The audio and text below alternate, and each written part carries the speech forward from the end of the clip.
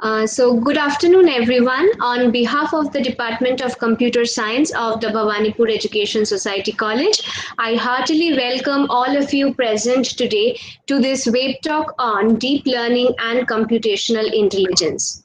This event is organized by the Department of Computer Science in collaboration with the IQAC of our college. To deliver this popular lecture, we have with us today Professor Vishal Goel. Professor Goel is currently working in the Department of Electronics and Communication Engineering as professor at GLA Institute of Technology and Management, Mathura. He is also the Associate Director of Internal Quality Assurance Cell, IQAC, of the same university. He has completed his PhD degree in 2016 and also has published numerous research articles in well known journals. He is engaged as a member in some high profile organizations such as IEEE, Science Congress, ICEIT, IACSIT, and many more. Under his guidance, many students are pursuing their PhD and MTech thesis. For his immense experience and profound knowledge, we are actually delighted to invite him as a speaker in order to uplift our knowledge base in the specified domain of deep learning and computational intelligence. Today, to inaugurate our event, we were supposed to have our teacher in charge, Dr. Shuchandra Chakraborty, with us, but due to some other academic commitment, ma'am could not be here with us today. So without any further delay, I would request our eminent speaker, Professor Goel, to start his presentation, and a request to each one of you to kindly mute your audio, and your cooperation will be highly appreciated. So looking forward to an engaging session. Over to you, sir. Thank you, ma'am, for such a nice introduction. I'm really honored to have such a nice introduction. And let me tell you, first of all, I convey my wishes for Durga Puja to all the person available here in this web session, because it is a very popular festival in this part of the country, especially in Kolkata, because I had been to Kolkata a few times, and especially at one time I was during Durga Puja, and I have seen a lot of pandals there. Beautiful pandals are there during Durga Puja in Kolkata. But we are living with such a worse condition of pandemic of COVID-19, so we cannot go and see the pandals. In fact, yesterday only one of my friend in Kolkata shared me one pandal video. I don't know how he managed to get that video, but it was really awesome and very nice. Uh, uh, as Madam has given my introduction, I want to add that presently I am working with Bhava Atomic Research Center. I am holding one research project of 30 lakh rupees from Bhava Atomic Research Center, and we are developing the controller for them. We are designing a deep learning based or machine learning based, you can say PD controller, PD fuzzy based PD controller for Bhava Atomic Research Center. So, and a new responsibility last year has been given to me by my university as an associate director IQAC.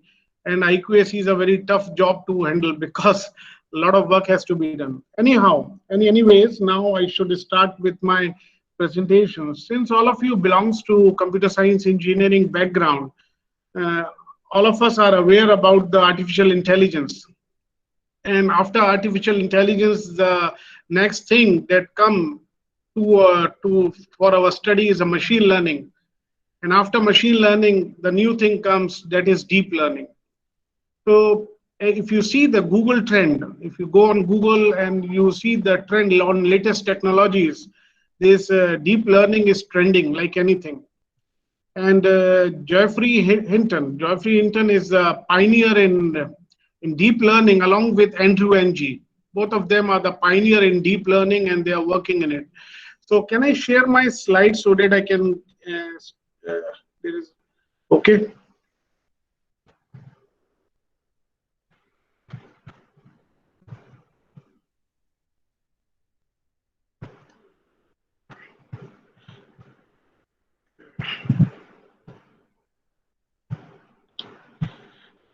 Is the rights given to me to share the screen, or you have to give me the rights to share?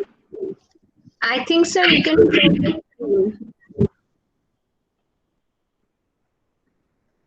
Because in my university we work on some, so that's the problem. Present now, I've clicked on present now, your present screen, video and animation, entire screen. Ma'am, is there any right? Okay. Now I can see. Thank you. Okay. Just. Yes, sir, we can see your screen now. Yeah. Yeah. So, is my screen visible to all of you? Yes, sir, it is visible. Yeah, thank you. So as you can see, I have chosen the topic for today's session is deep learning and computational intelligence. Both means both are interrelated. If you can see, there are various computational intelligence tools that we use for deep learning. So that's why I have chosen this topic for today's presentation. As I told you, these are the two famous quotes from Andrew Ng and Geoffrey Hinton. Both are pioneer in deep learning. Uh, as Andrew Ng says that he has not seen such a algorithm that over benchmark, that knocked over a benchmark like deep learning. Geoffrey Hinton says that the computational time increases because in deep learning the data set is very huge. The input data is very large, so it handles a very large data, so computational time increases, but it is still better.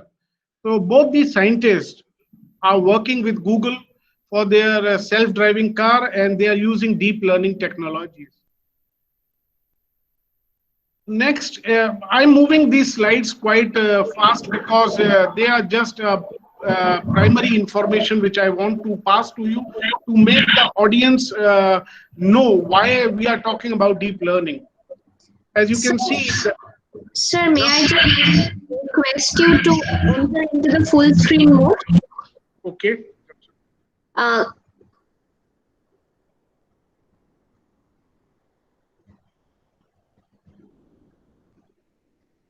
You cannot see me. That's why. no, sir, we can see you. We were asking you to get the presentation in full screen. Right. Just a minute.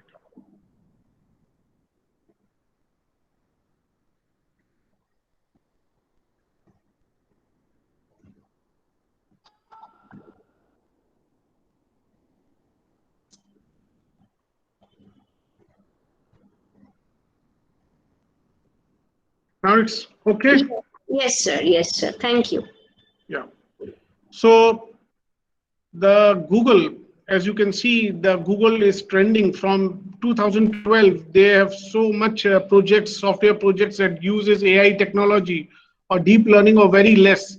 But it's start increasing from 2013, 14, 15, and so on. So why learning is important? Learning is a very important task. Every day we go to a class and we ask a student to shift their paradigm from teaching mode to the learning mode. Means we all teachers want to shift from teaching to learning. So learning is very important. So deep learning means when the data is available, our neurons means our brain tries to learn from the experience, past experience. So learning is very important.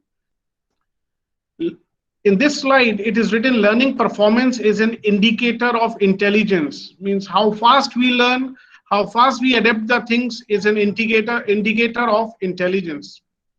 Now there is something called natural intelligence. We human beings have certain natural intelligence with us. Likewise, animals also have natural intelligence. Now, as you can see in this slide, they have natural intelligence. Now coming to the computational intelligence. Before coming to the computational intelligence part, let us first talk about what is a definition of deep learning. And anyone, any student or anyone who can answer this question or who can interact with me, because I want the session should be interactive.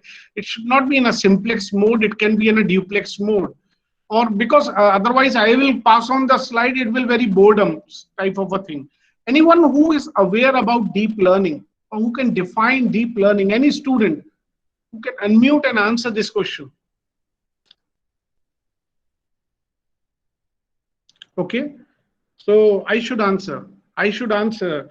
In fact, deep learning, it is a subset of machine learning. When I say it is a subset of machine learning, it means there is some correlation between machine learning and deep learning. Why deep learning come into existence? We have machine learning, we have artificial intelligence. In the beginning of my session, I already conveyed that first we started with artificial intelligence, then we go to machine learning, and then we come to deep learning. Why there is a necessity of deep learning? Deep learning uses artificial neural networks. It uses artificial neural network to train the or to create the learning environment, to train the network. So in deep learning, the data size is very huge. The input data that we provide is very large. Even the unstructured data is unstructured, or it is interconnected or undiverse, that can also learn. That data can also be handled out with the help of deep learning. The problem with the machine, if I compare the machine learning and the deep learning, if I compare these two technologies, why machine learning? In the first part of the comparison is a human intervention. In machine learning, there is a human intervention. The data size is very small as compared to the data size that we provide to deep learning. Second part is a hardware. When we go for the deep learning, since in deep learning the data size is very huge, so we require GPU, graphical processing unit. While in machine learning, we can handle the machine learning data. Since the data size is small, we can use a lower processing unit, or the normal CPU we can use instead of GPU. So hardware requirement with the deep learning is an advanced system we require, like GPU. Time. Obviously, since the data size is very large, deep learning requires more computational time. As Joyfree Hinton in its quote itself says, the data size is high, the computational time is high, still deep learning is far, far much better than machine learning. So since the computational time is high in deep learning, while in machine learning, the computational time is less. What are the approaches? If you see the machine learning, in machine learning, what we do, we actually do the work in two different ways. Means we initially train the network in machine learning, and we then and then we can identify the problem. While in deep learning, at a single go, we get the output. There are different applications in which the deep learning and the machine learning both can be applied, or both can be different. It depends. It is a debatable topic that in which area or which application the machine learning has to be applied, and in which area the deep learning is applied. Where the data size is very high, we usually apply deep learning. Where the data size is small, we prefer machine learning. So in this way, the machine learning and the deep learning can be differentiated. But as I told you, since nowadays the data size is increasing and increasing, we prefer deep learning. So in deep learning, we use one computational intelligence tool widely, that is artificial neural network. While in machine learning, we can use fuzzy logic, we can use neural network to train our network. While in deep learning, we mostly prefer artificial neural network. But these days, hybrid computational intelligence tools are used. Like deep learning fuzzy networks are used, or you can say deep learning fuzzy network with evolutionary algorithms can be used. So coming to the computational intelligence, this is a history of computational intelligence, how it has been evolved. So as you can see, first we have ANN, artificial neural network, that evolved in 1943. Then perceptrons came, and then the evolutionary algorithms started. Optimization algorithm started, that is genetic algorithm. Then fuzzy logic came, evolutionary computing came, and like this, the things have evolved from so many years. And this is a basic definition of a computational intelligence.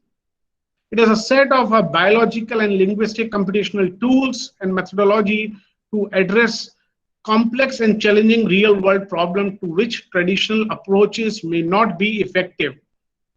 So as I told you, the major constituents of computational intelligence are neural network, evolutionary algorithms, fuzzy system, and hybrid intelligence system. Hybrid intelligence system can be neuro-fuzzy system. On with neuro-fuzzy, we can optimize the data with the help of the evolutionary algorithms. So these computational intelligence tools are widely used to train our networks in machine learning as well as deep learning. The basic difference between machine learning and deep learning, I already told you, is the size of the data, the time it takes to train the data, the computational time. Biggest difference is the data size, and the second, because of the data size, the time requirement also changes. So these computational tools are widely used in both these technologies. Now, these are the core technologies, CI core technologies, that is neural network, fuzzy, evolutionary. And as you can see in this slide, I have shown the main components that we take: linguistic information and approximation reasoning, fuzzy logic. All these are used for the CI. Now, this is since in deep learning, as I told you, the major algorithm that we used to train our network in deep learning, it is the neural networks, artificial neural network. So it is a basic, you can say, the structure of artificial neural network of a single neuron, where you can see the weighted sum of the input they are taken, and using the activation function we are getting the output. In the lower part of this slide, how the neural network has been evolved, it is clearly given here. You can see from 1940, McLean has mimicked the human brain with the artificial neural network, and it has evolved from so many years. And in 2010, the deep neural network was proposed by Geoffrey Hinton. Geoffrey Hinton, I think he's in UK, and he's working for Google for self-driving car, both N2NG and both. And they have proposed this deep neural network in 2010. And then the world of deep neural network or deep learning came in front of the entire world. This is artificial neuron. This is a artificial neuron, and you can see the weighted sum of the input that we give, and we have the activation function, and we are getting the output. So in this way, a single neuron can be represented. It is a basic computing unit of artificial neural network. Now, this is it is a typical multi-layered neural network architecture. We have so many layers hidden. Means initially there is an input layer, then there is a hidden layer, and finally we have the output layer. The hidden layers can be more than one. In deep learning or deep neural network, if I called it as a deep neural network, the hidden layers are very large. They are not small. They are not single hidden layer. There are so many hidden layers because the data that is provided in deep neural network is huge. That's why we require a large amount of hidden layers. Now, this is a basic components of neural networks. Neurons, as I told you, you can see here there is a learning rule, and we have to estimate the weights. Now, this is the pattern of connectivity of neural network. These are all basic. If somebody is learning neural network, these are the basics which is shown in this slide. Now these are the various neural network models that we have studied from, means we usually study when we are a student of neural networks. The first one is a feed forward neural network, a single layer neural network. Then we have deep forward neural network. Hidden layers are increased, as you can see. Here is a single layer, here is more than one layers like this. Recurrent neural networks. Now, in this way, there are many architectures of neural network. There are many models of neural networks, as you can see in this. Now, there are two types of learning procedures, how to train the network. One is supervised learning and one is unsupervised learning. So in a supervised learning, we get the output. Initially, we give the initial we give the weights, we give the random weights to the input layer, and finally, we get the output. Now, in the supervised learning, we are having actually you can say, estimated output is available, means estimated output is available here, and the output is given, and we compare both of them in the supervised learning, and we get the error. That error is feedback. It is given back to the networks to change the weight. Now, in this way, this process goes on. Feedback is given again and again until the error is minimized. Until the error is minimized. So in this way, the learning goes on. Means initially we give the input image. If I talk in terms of the image processing, we give the input image, and in terms of the pixels, the values are given in the input. The random weights are given in the first layer, the input layer, and the entire process continues, and we get the output. That output is you can say it is compared. It is compared with SK, and we get the error. And that error is feedback to the middle layers, so their weights are changed, and this process continues till the error is minimized. So this is supervised learning. So now there's a gradient descent method that we know very well, that we give the weights random initial values to the input, and that error that we are getting, that error we give feedback. So there is a gradient descent method with the help of which we minimize the error. We minimize this particular error. Now there is a very popular algorithm that is a backpropagation neural network. When we give feedback to error to the network, to the middle hidden layers, then that is called backpropagation. That part is called backpropagation to minimize the error. So it is again a very popular algorithm that we use in deep learning to train our network. Now, what are the limitation of neural networks? It is highly cost, means its cost is high because it is densely connected networks, and it is difficult to train with number of hidden layer increases. This is again a limitation. When it is a single hidden layer, then there is no challenge. But as I told you, in deep learning, the layers are wide, their layers are very high, so we require more hidden layers. So it increases the cost, it increases the computational time, and sometimes is stuck in local optima. Now, what's the solution to this problem? It is deep learning. How deep learning solve these limitations, I'll tell you later on when I switch to the next presentation. Now, initially I have introduced the definition of deep learning. I have told you what are the computational intelligence tools that we use, that is fuzzy, neural, and evolutionary algorithm, and combining these two is a topic of today, deep learning and computational intelligence. Now, this is Google trend. This is Google trend, which I was sharing with you in the beginning. I told you that how the Google trend shows that deep learning and computational intelligence is increasing. As you can see, it is on the higher side these days. Now, these are some headlines which are given. There's a very reputed journal of Nature that deep learning is trending. So why I am focusing on these slides, just to make the students who are on this board to create the interest to work on deep learning networks. Now, deep learning in computer vision, since you all belongs to computer science and engineering, you know what is computer vision. So this is all image processing part. I don't think we are here to study image processing. So this is just a slide to show you that deep learning is widely used in computer vision.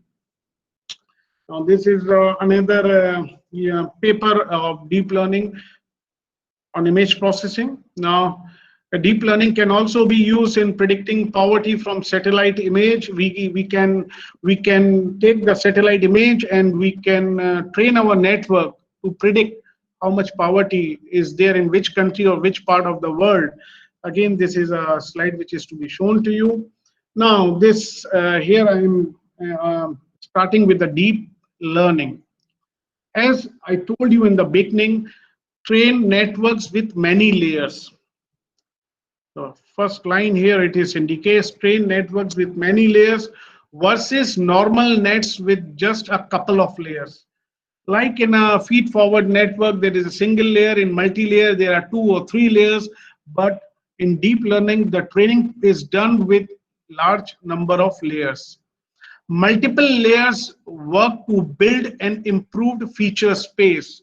The major task of deep learning is to extract the features, because I'm taking an application of image processing in deep learning. So that's why I have written that deep learning, since large number of layers are taken in deep learning, so feature extraction part is very good when we apply deep learning. When the hidden layers are more, the feature extraction part is great. So the first layer learns first order feature, that is, for example, edges. The second layer learns higher order features. Maybe it includes a combination of edges. Some models learn in an unsupervised mode and discovers general features of input space. All these 3 points in the beginning, it totally emphasized uh, that the feature extraction increases from first layer to the second layer to the higher layers. Every layer is extracting 1 feature, 2 features, or more features. So in this way, finally, layer of transform features are fed into the supervised layer, where we can compare and then the classification can be done. And, and finally, it is written, an entire network is often subsequently tuned using supervised training of the entire net using initial weighting learned in unsupervised phase. So we generally apply supervised learning using deep learning. Mostly we use that. Now this is the you can say a pictorial view how the features are extracted. As you can see, originally only few features are extracted, and since hidden layers are increasing, more and more features are extracted. And finally, here is a supervised learning, and if there is error, that is back propagated, and back propagation is applied, and the error is minimized using gradient descent algorithm.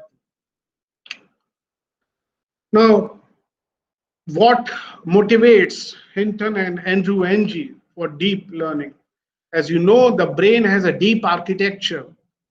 So our brain is a classical example of deep learning. When we were born, we were made to learn how to eat, how to take bath, how to sleep, how to present ourselves. From our birth, from our childhood, we are learning. Our brain is learning. So our brain is having a deep architecture. So that is the motivation for Hinton and Andrew Ng to, to give this world a new technology of deep learning after machine learning. Still, it is a debatable topic that machine learning is good or deep learning is good. Many researchers feel that machine learning is great.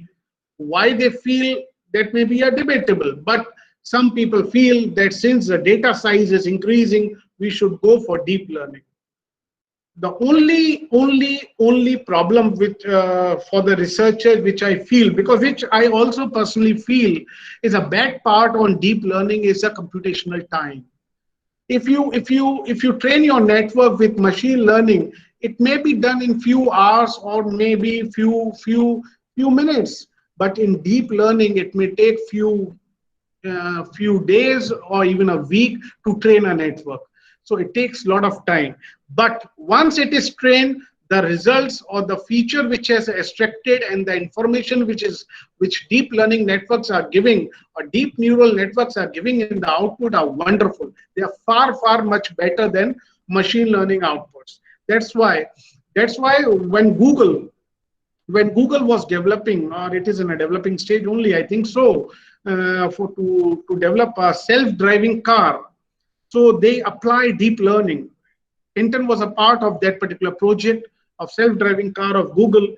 So they are applying deep learning, because when we are preparing a driverless car, we require a lot of feature to be extracted, because how at what time the car has to slow down the speed, at what time it has to increase the speed, where are the obstacle, where they have to put the brake. So a lot of feature extraction has to be done. That's why in Google self-driving car, they have not applied machine learning, rather they have applied deep learning. And you know very well, deep learning has come out from machine learning itself.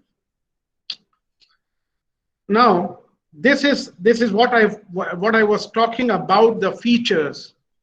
Automatically learning features at multiple level of abstraction allow a system to learn complex functions, mapping the input to the output directly from the data without depending completely on human crafted features. This is not possible in machine learning, because from the data itself, it is extracting the features, low level features, middle level features, then high level features, and finally we do the image classification. While in machine learning, human intervention is required. In deep learning, once it is started, you'll get the output for sure, and that is too accurate after classification. So this is given because in my every slide, in most of my slide, you will find from where I have taken the data I have cited in the bottom. You can copy and you can take this detail. So this is the increasing level of abstraction, or how the features are extracted. And finally, when we do classification, we can easily classify that in my image, which is given at the input, that this part of the image is the background image. This part is a particular object. This part is a particular human being. Like this, the classification can be done wonderfully. Why? Because at every level of the hidden layer, we are extracting the features. So there are a few points. If you want, you can note it down. As a subject, deal with a set of algorithms developed to achieve deeper intuition and interactive structures in data. Means why it is called deep. Deep means to go in deep, to extract each and every feature of the image or each and every feature of the input data. That's why it is called deep. So DL framework comprises of multiple layers of nonlinear processing mode, which are trained over a large set of data. Each layer in DL framework represents higher hierarchical level of abstraction than preceding layers. Means they extract the features, each layer. DL algorithm finds complex, meaningful pattern and structured in large scale of unlabeled data. This is another beauty of deep learning.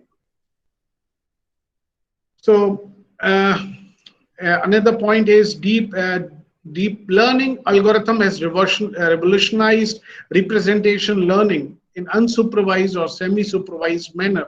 Means these points I have taken from these research paper. Means maybe I have maybe not. I have taken them from the abstract. The first paper is from Geoffrey Hinton. It is a classical paper written by them when they have proposed the deep learning in 2012. So this is from their paper. As you can see, deep neural network they have proposed. These are the different structures. Deep neural network, deep belief network. These are the different configuration of deep neural network or deep learning, convolutional neural network. Now, among all these, in so many years, a lot of researchers have proposed different type of deep learning neural networks. Among all these, the most common and widely used deep learning neural network is convolutional neural network, CNN, which is widely used. So I'll be discussing that also. So again, deep learning uses several layers of nodes between input output. As you can see, these green dots, these are all hidden layers, input layer, output layer, and all these are the input layers. The series of layers between input and output identify and process features in a series of stages, just as our brain. In our brain also, it is a multiple layer, highly complex structure of neuron. Our human brain, or means it is a highly complex structure. Neurons are interconnected like this.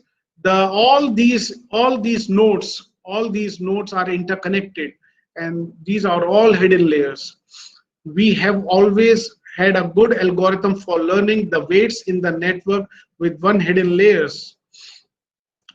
But these algorithms are not good at learning the weights for network with more hidden layers. Means since there are a large number of hidden layers in a deep neural network, so there is a problem of learning the weights, because with the help of backpropagation algorithm, the weights are adaptively changed. The value of the weights are changing adaptively. So again, this is the history I have already told you, so no need. Now this is a very important one. Those students who have learned neural networks, or those who are learning neural network, the most important part of the neural network is a backpropagation algorithm, because the weights of the neurons or the nodes which I have told you, they have to be nodes have to be their weights of these, all these nodes are to be adaptively changed. Why these weights are to be changed? Because we are, with the help of supervised learning, we are having an error between the input, between the output image, and you can see the ones which is given at the reference. So there is an error. To minimize that error, the weights are to be changed. With the help of backpropagation algorithm, the value of these weights changes accordingly. Now, as you can see, the name neural network DNN in 2006, and DNN is an artificial neural network with multiple hidden layers. Already told you the main idea of DNN to extract high-level features from input data. As you can see, this part of the image, we cannot see that good features are extracted. It is an input layer. This is means input layer is given, and this is a first hidden layer. Features are not extracted. In hidden layer 2, you can see the features are extracted. This is an input layer. This is an input layer. As you can see, this is an input layer where so many faces are given in a single image, and we have to extract. And this is a deep neural network. You can see such a highly complex, interconnected with large number of hidden layers. It is such a complex structure with a lot of computational time. So what's the beauty of this? That because of these so many hidden layers, the features are extracted. As you can see the faces can be recognized after passing through so many the hidden layers, and finally at the output we can recognize we can have the good output image. So in this way the deep neural network works. So this is again proposed training approach to by Hinton. This is a proposed way training approach given by Hinton. It is pre-trained first hidden layer. As you can see that this is the first hidden layer. Then they have passed feature is extracted, then in this way the layers are increasing, the hidden layers are increasing, and at the output it is done. Train first layer using data without the label, unsupervised learning. The first layer is trained. This is proposed by Hinton. Then freeze the first layer parameter and start training the second layer using the output of the first layer in an unsupervised manner. In this way, means this is the approach that Hinton has used and we apply in the deep neural network. We train the first layer, then the output of the first layer is given to the input of the second layer to train the second layer in an unsupervised manner, then to the third layer, and in this way it is propagated and the features are extracted. Now, this is the thing which I was talking about from last few minutes. Input, features, more abstract features, even more abstract features. Like this, it propagates. And finally, the classification is done. This way it is approaching from bottom to top. Input, features, more features. Like this, it is moving. Now, these are the deep neural network architectures till now. Means I have taken from Wikipedia, and maybe some because I have prepared this presentation a few months back, maybe some have been added up. So these are the different one, and this second one, convolutional neural network, it is widely used.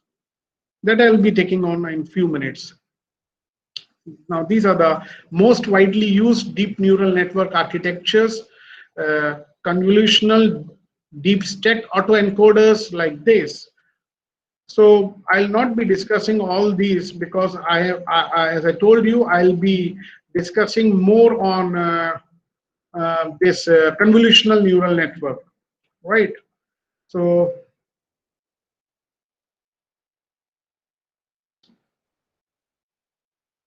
before should I start with the convolutional neural network first, then I come to the evolutionary algorithms?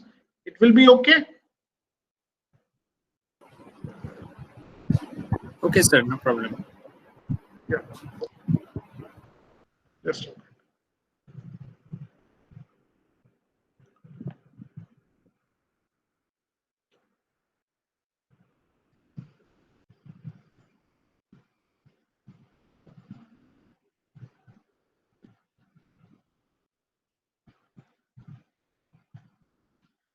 Is the slide visible? Yes, sir, it is visible.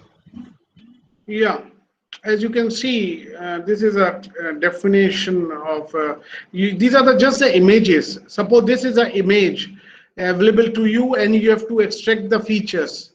The one way is to that in this particular, we apply artificial neural network, a normal multi-layer feed-forward neural network. We can apply and we can extract the feature, but that result will not be great. So we apply convolutional neural network. So this is what we do in CNN. Can anybody tell me what is the meaning of convolution? Convolution. Let me tell you, because in order to understand convolutional neural network, it is very important to understand the meaning of convolution. We know, do you know what is a system? The system, any discrete time system or any system, it is a black box. Any system means, what I can say, it is a computer, it is a system. So we give the input to the system and we get the output to the system. A classical definition of a system is, there is a system in which we give input and we are getting the output. So how we are getting the output of the system? Means the system function will be there. There might be a certain definition of the system. How I'll define you, because you are not a people of electronics and communication, so it is difficult for you. If I take the electronics example, okay, let me take an example of a mobile phone, because these days everyone are having a mobile phone. When we call to us a particular person, we dial the number. So that is an input that we are giving to a mobile phone. and in the output, what is happening? We are listening to a person whom we are calling. So the mobile phone is a system. So in order to hear that particular voice of a person to whom I am calling, what we are doing, we are giving input number. That input number is multiplied with the system function, that it is means it is given to the system, it is multiplied, it is convolved with the system function, and finally we are getting. If you want, you can write, suppose x is the input, suppose x is the input and h is a system function. X is the input, small h is a system function. So in order to get the output y, we can get the output y when x is convolved with h. Or you since you are computer science people, you can understand, when x is multiplied with h, we are getting y, the output of the system. So with the help of convolution, we are getting the output of the system, right? So this is the meaning of convolution. So here in convolution neural networks, we are giving this input image of a cat. Now, as you can see, we are extracting the features. As you can see, these are the lines, these are the pixel values. We are taking these pixel values, these entire pixel values. This is the input. This is the input to a computer. Now, this is multiplied. This is multiplied with what? With a filter. With a filter. Or you can say with a filter or a maskable filter. Now, what will happen? You will get the output. Output is a feature. So like this, we get the features. So convolution means we are multiplying the image with a filter and we are getting the output. Now steps in CNN. As you can see, this is a convolution we are doing. Here we are doing the convolution. This is the input image. We are multiplying it with a filter. Maybe 3 by 3, maybe 9 by 9 or 12 by 12.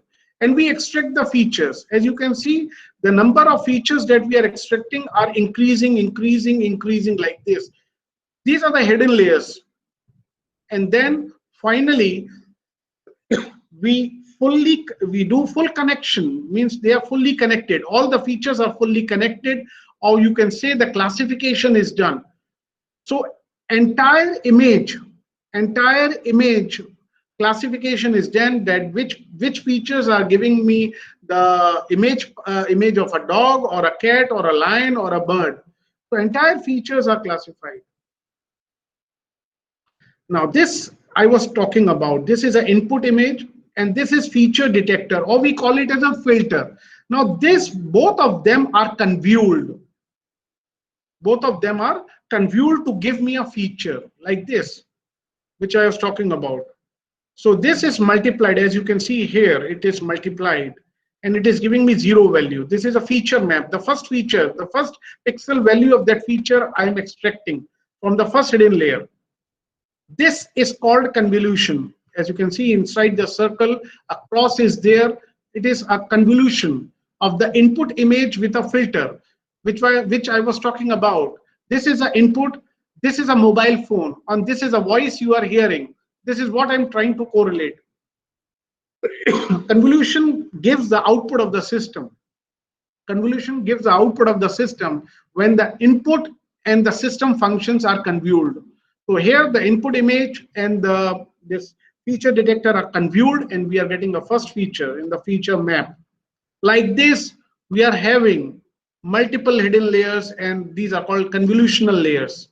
So every layer is giving me one feature. Every layer is giving me low level feature, then high level. Like this, the level of the features we are extracting. But the computational complexity increases. It is on the higher side. Why? Because the hidden layers, like this, we create many features map to obtain our first convolutional layer.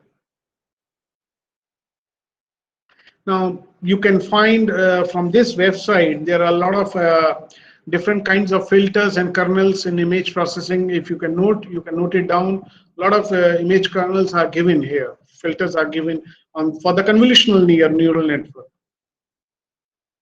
So we do pooling, right?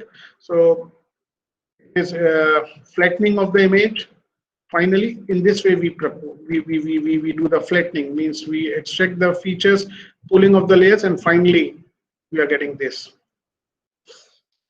So finally, the classification is done in the end. Here, we are getting a classification. Now, all these features are coming here, they're combining here, and it is a first, it is dog or a cat. So this is about the, you can say, about the, let me share you the evolutionary algorithm. It is visible, evolutionary algorithm.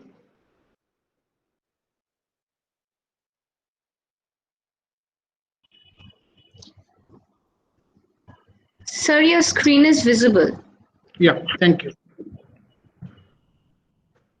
So this is the thing which I love the most, evolutionary algorithm. Actually, we electronics and communication people are using particle sum optimization and different optimization techniques the most as one of the computational intelligence tool, because it optimizes the data to the fullest. So the most famous one is the particle swarm optimization. So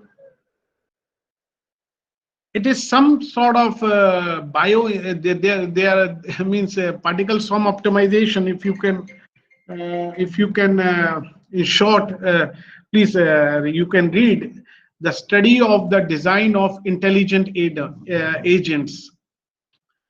Uh, have you seen how the if you put a sugar cube at in your home, you will find that there is a particular pattern of ants they are following to reach that sugar cube. You seen the group of birds flocking in the air? Have you seen the movement of ducks in a pond? Have you seen how the fish, the group of fish move in the sea in a particular pattern? So all these are the intelligence, means this is the intelligence. As you can see, the agent is something that acts in an environment. Agent include worm, dogs, thermostat, airplane, human, organization, society. So all these evolutionary algorithms are bio-inspired algorithms. They are bio-inspired algorithm as well as meta-heuristic algorithms. So basically, they are used. They are used to. They are used to optimize the data. When we do any experimental work, we have a large data size available at the output. Then what is optimized data? How to get the optimized data? The first evolutionary algorithm that came into existence was a genetic algorithm, GA. Then a lot of algorithms came into existence. These days, there are more than 1,000 evolutionary algorithms that are present here. So these are the, as you can see here, it is written agents in the world. These are the CI agent, computational intelligence agent. So the swarm intelligence, as I told you, the most commonly used in the entire world. So based on the swarm intelligence, we have particle swarm intelligence, we have spider monkey optimization, we have artificial bee, ant colony. A lot of other names are given to these. A lot of evolutionary algorithms are present in this entire world. The spider monkey monkey optimization algorithm is developed by one of my very good friend who is working in South Asian University in New Delhi, Dr. J.C. Bansal. He has developed this spider monkey optimization algorithm. Now, what is swarm intelligence? As you can see, the emergent collective intelligence of group of single agent. This is, and the examples are group of aging of social insect, cooperative transportation, division of labor, nest building of social insects, collective sorting and clustering. In simple words, if I give you an example of swarm intelligence, like birds which are flocking, or you can say the ducks which are moving in a particular pattern, the ants which are moving, all these are the, yeah, yeah, these are the swarm intelligence. So I think it requires another half an hour for me to go to the PSO. As you can see, I was talking about this birds flocking. So the idea behind PSO, particle swarm optimization, is the idea of to simulate the bird's behavior in finding food through social learning, because they have to find the shortest path. So using using particle swarm optimization also, what we are doing, we want to reach to the optimized value of the data. That's why here also the birds also, with the help of social learning, they are finding the shortest path like this. So it is again a lengthy topic. I'm not taking presently. Okay, is this okay?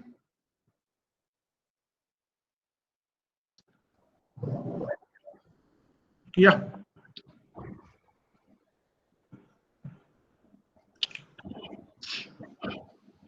Sir, is that all from you? Yeah, because Oh, particle swarm optimization, again, it requires half an hour more, 45 minutes more. okay, sir. Uh, thank you so much, sir, for such an enlightening lecture. And I think all the students and all the other participants, because we do have students as well as we have teachers from other colleges as well. And I believe that this lecture was useful, helpful to all of us. With this, I would request Mr. Shonji Bhaldar, head of the Department of Computer Science of our college, to present the vote of thanks to our eminent speaker. Over to you, sir. Uh, Thank you, Runa. Um, Distinguished guests, dear colleagues, beloved students, and other participants. It is my privilege to have been asked to propose a vote of thanks on this occasion. The lecture has been very intensive, productive, and fruitful. All of us have been enlightened by the expert knowledge of our esteemed speaker, Dr. Vishal Goel. On behalf of the Bhawanipur Education Society College, I extend a very hearty vote of thanks to Dr. Vishal Goel for sharing his thoughts and opinions with us. I would like to express my sincere thanks to Dr. Suchandra Chakraborty, teacher in charge, and Sri Tathagato Sen, IQAC coordinator of our college, for their encouragement and cooperation to organize this event. I would like to take this opportunity to place on record our heartfelt gratitude to the management of our college for their perfect logistic support, guidance, and enormous cooperation in organizing this event. Last but not the least, and an event like this cannot happen overnight. The wheels start rolling weeks ago. It requires planning, perseverance, and meticulous detailing. I have been very fortunate to be backed by a team of very motivated and dedicated colleagues of the department who know their job well and are result-oriented. I am thankful to them for their unconditional support. The end of a story is the new beginning for many others. On behalf of the Department of Computer Science, we sincerely promise you that in future we will keep on organizing such academic events with innovative ideas to nourish your mind and fill you with more knowledge. Thank you. Thank you so much. Thank you, sir. Now, thank you. Now I would like to request Shawnee Dotto, the convener of the event, to conclude the session. Over to Shawnee. Thank you, sir. Thank you, our speaker. And we have, sir, one question from Rohit Sharma. Can you please say into that? Sir, does max schooling works on color pictures also? Rohit Sharma has this question. It would be a great pleasure that if you answered this question. Yeah, it can work. Okay, Rohit, I believe you have got your answer. And finally, what can I say is, see, deep learning and computational intelligence are obviously interesting fields in data science. And in the current era, it is evident to acquire knowledge on these currently trending fields. It is a well-known fact that artificial intelligence has gained immense popularity in various domains, thus making automated process in a reality. Deep learning is even an expertise portion of AI that gives insight of future progress of this automation. These concepts are clearly elaborated by our speaker, sir, and I am really thankful to him. These concepts will also be beneficial for the students as well as the researchers for pursuing their further studies. I wish you all the very best for your future work. This is all from my end. Sir, do you have, Vishal sir, I would request you if you have anything to share with us, with the participants, if you want to say something. Yeah, because I believe that many students are also here in this session. Is it? Yes. Yes, sir. Yeah. What I want to convey that since you are a computer science engineering students, and there is a lot of opportunity in front of you.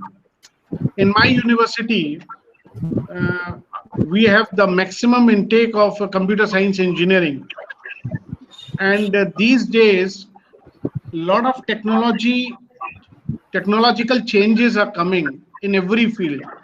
So multidisciplinary approach is required. So in our university, what we have done is we make the project group of electronics, computer science, mechanical student combined, so that the multidisciplinary project can be made and it can be presented. Rather than there is one approach. Traditional approach is you make the project of 4 students of computer science. Like this, we make the project group. But we have changed in 1 or 2 years. We are making a multidisciplinary group of students so that they can do the project. The second thing is project-based learning, PBL. PBL is very important, project-based learning, because this pandemic has made all of us learn that classroom teaching is not sufficient. It is means the not only the way of learning. The students have to come out and have to learn. There are many technologies available. What I feel, what I talk to my student in this pandemic situation, since all of you are taking online classes, there is a lot of time available to you at your home.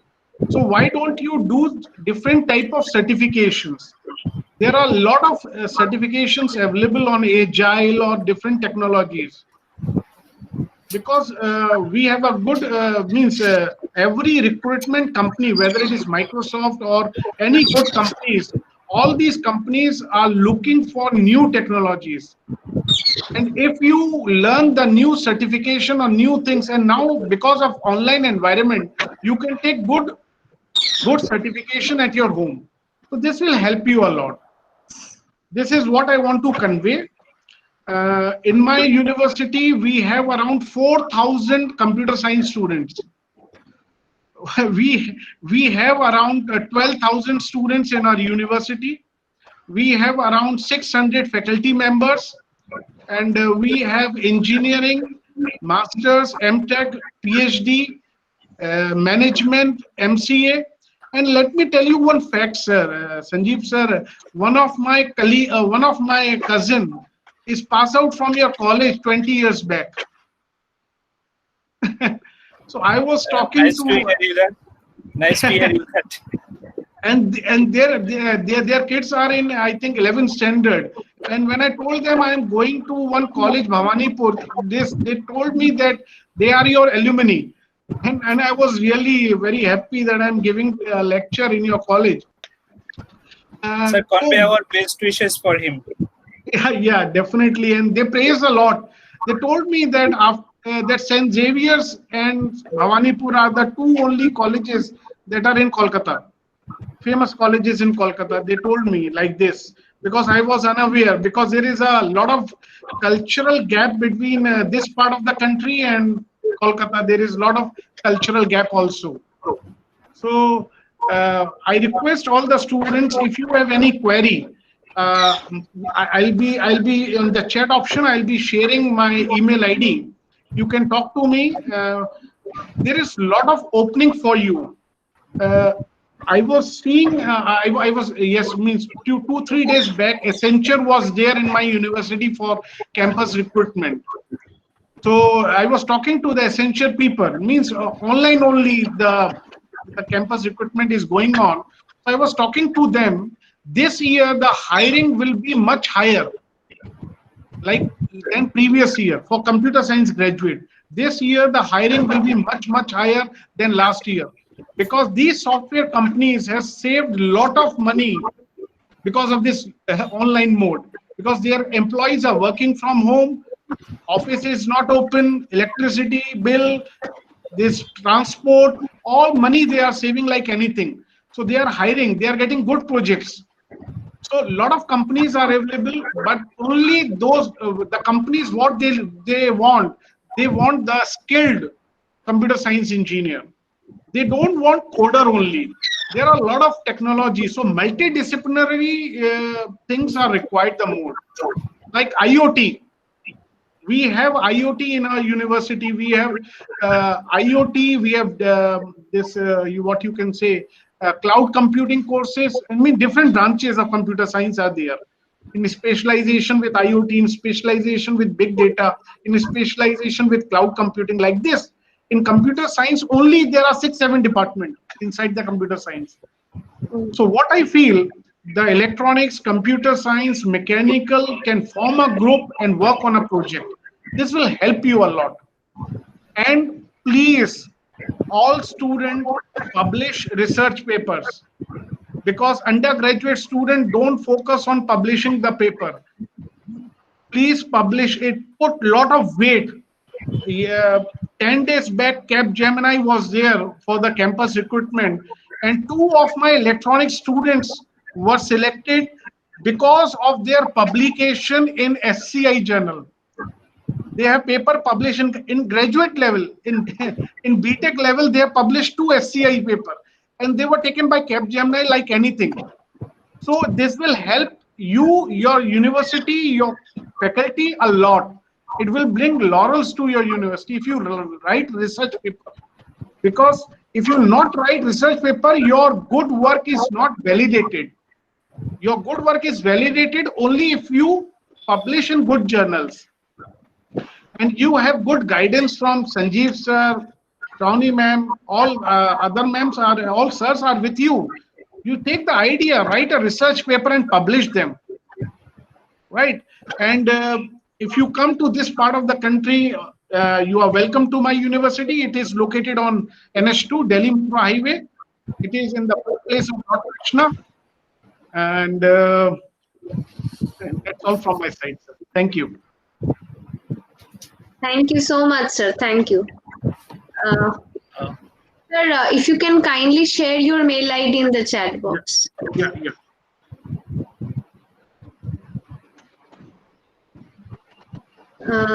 So do we have any more questions from the student side or from any participant?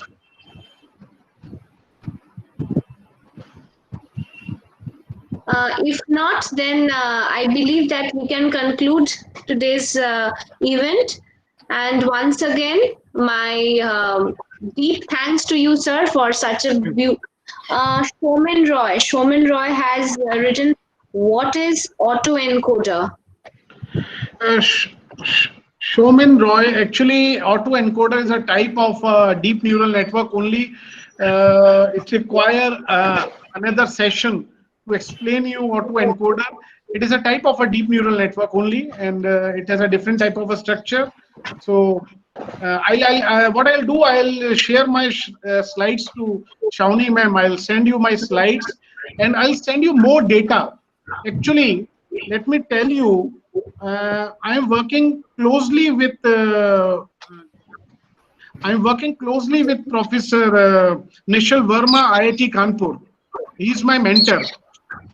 So we have a research group. It comprises of a few professors from Kolkata only. If from your city only, I know a few good professors.